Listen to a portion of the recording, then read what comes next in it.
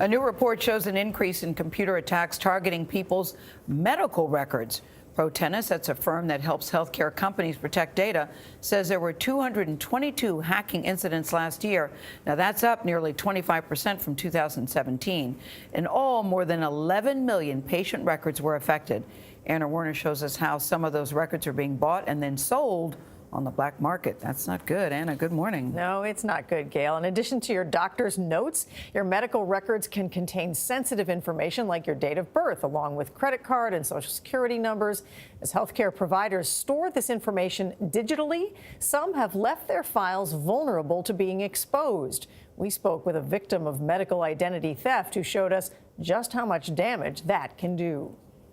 It was quite a tumultuous decade of a mess. The mess started in 2004 for Brandon Regan, when, as a young Marine, he lost his wallet. Months later, your mother calls and she says what? Local authorities were here looking for you today, regarding this incident. Which was a car theft, multiple car thefts at the time. Someone posing as Regan was allegedly stealing cars and getting multiple medical procedures. Then the hospitals came after Regan to pay. This is a collection agency who's sending a bill. So this is the first one. So this one is, the balance says it's $2,236. The bills added up to nearly $20,000. You tried to get these problems off your credit report.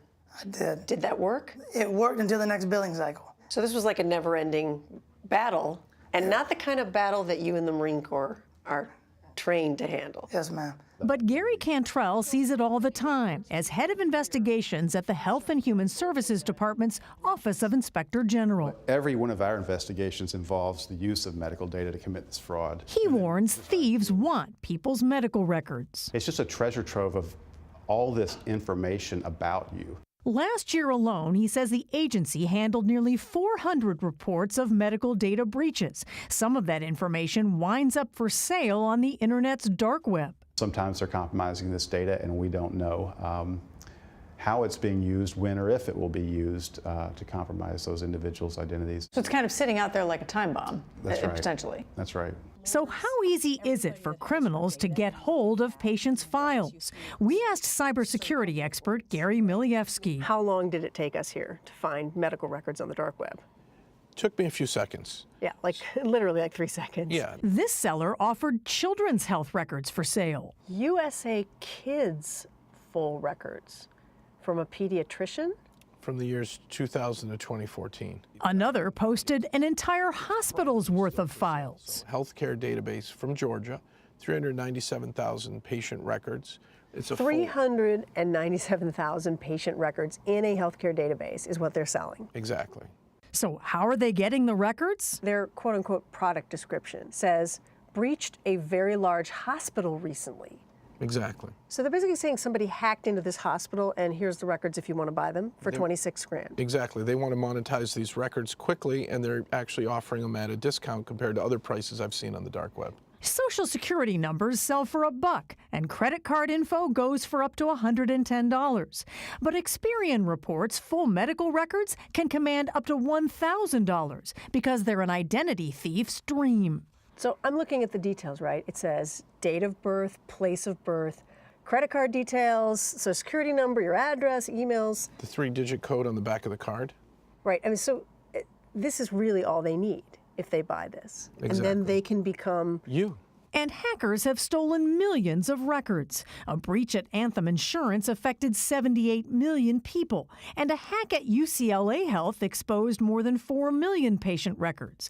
Despite that, a 2017 survey of healthcare providers found just 16% reported having a fully functional cybersecurity program. One of our most important missions is to mitigate that vulnerability as quickly as possible, and that means communicating with those individuals who oversee the systems. As for Brandon Regan, the crook who stole his identity served time in prison. But 15 years later, Regan says he still hasn't been able to undo all of the damage. That hospital may still have his information, his blood type, under my name at that hospital, but that's kind of worrisome. this is a little weird to think. Because of situations like that, experts we spoke with say it's a good idea to request a copy of your medical files now to clear up any confusion if your records are altered later due to medical identity theft, which is A lot of information on the medical about records. I never thought about your 3-digit code is on your medical record. And a lot of the Thinking onus is about on that. us, right? as usual. Yeah. This is the thing, right? So if doctors and hospitals' offices don't have adequate security, they communicate with other entities in the medical world, then, they all have different security systems. There's potential for hacking. And that's such a shame because having digital medical records has been such a benefit to so many people. It's so convenient, Yeah. right? But Exactly. it comes with the risk. Until they steal your identity. So many- And then it's not That ain't convenient at all. Well, Anna, thanks so much.